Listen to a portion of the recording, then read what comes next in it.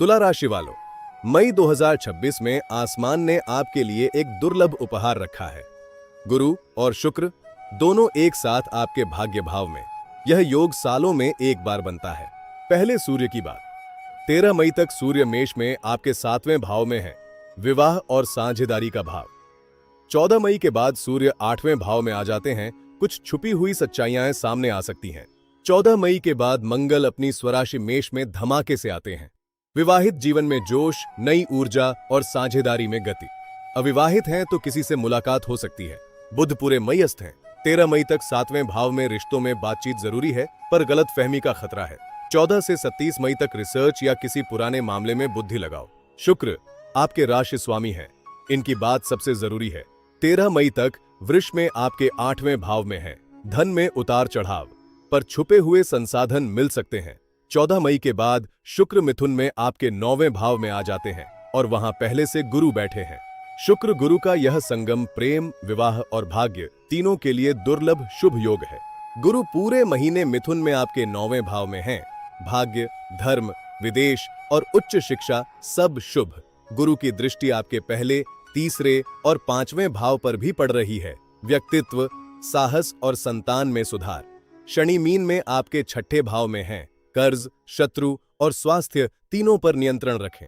मेहनत करेंगे तो शनि इनाम देंगे। राहु कुंभ में आपके 5वें भाव में है। यह संतान, प्रेम, रचनात्मकता और निवेश का भाव है।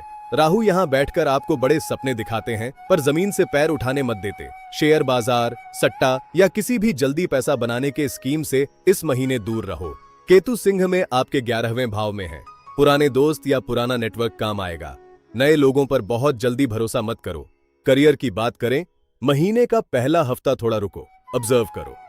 14 मई के बाद मंगल 7वें में और गुरु 9वें में। यह कॉम्बिनेशन बिजनेस पार्टनरशिप या नए कॉन्ट्रैक्ट के लिए बेहतरीन है।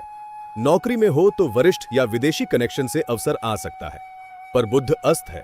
हर बात लिखित में करो, जबानी वादे पर निर्भर मत रहो। आर्थिक मामले, महीने की शुरुआत में शुक्र 8वें भाव में है। पैसा आएगा, पर अचानक, अनपेक्षित रास्तों से। जीवन साथी की या पुरानी संपत्ति से लाभ। 14 मई के बाद शुक्र 9वें में, भाग्य से धन। लेकिन राहु 5वें में पूरे महीने। निवेश में जल्दबाजी बिल्कुल मत करो। शनि 6ठे में, कर्ज पुराना हो तो चुकाने का अच्छा समय है। रिश्तों की बात, यह तुला राशि का सबसे स्पेशल सेक्शन है इस महीने। 14 मई के बाद शुक्र गुरु का 9वें भाव में संगम, विवाह का प्रबल योग है। जो रिश्ता सालों से रुका था वो इस महीने आगे बढ़ सकता है। विवाहित हैं तो जीवन साथी के साथ कोई यात्रा या धार्मिक काम करें। बंधन और मजबूत होगा।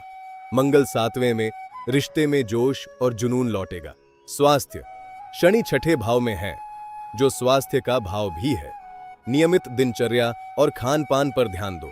मंगल 6ठे में 13 मई तक पुरानी बीमारी से लड़ने की शक्ति मिलेगी। 14 मई बाद मंगल 7वें में, लोअर बैक और किडनी पर ध्यान दें। गुरु की 9वें से दृष्टि पहले भाव पर, समग्र स्वास्थ्य अच्छा रहेगा। शुक्रवार को शुक्र की पूजा करें, लक्ष्मी मां का आशीर्वाद मिलेगा। जो काम सालों से रुका था 14 से 37 मई के बीच करो। ऐसे ही रोचक कंटेंट के लिए हमें लाइक और फॉलो कर लें।